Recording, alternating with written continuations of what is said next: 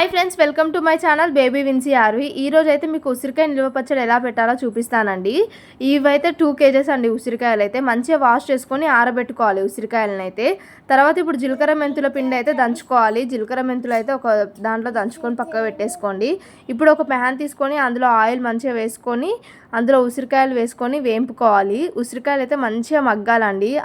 ఎంత మంచిగా మగ్గితే అంత టేస్టీగా ఉంటాయి అన్నమాట. సో ఉసిరికాయలు కొంతమంది అయితే కట్ చేసుకొని చేసుకుంటారు. ఇవైతే పెద్ద ఉసిరి, కానీ మేమైతే ఇలానే చేస్తున్నాము. ఇలా కూడా చాలా టేస్టీగా ఉంటుంది.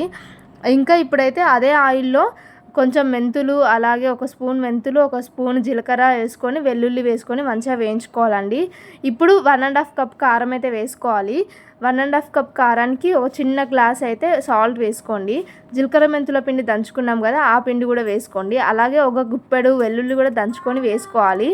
ఇవైతే మంచిగా మిక్స్ చేసుకోండి. మంచిగా మిక్స్ చేసుకున్న తర్వాత ఇందులోకి ఉసిరికాయలు వేసుకుంటే ఉసిరికాయ నిల్వ పచ్చడి అయితే రెడీ అయిపోయినట్టే.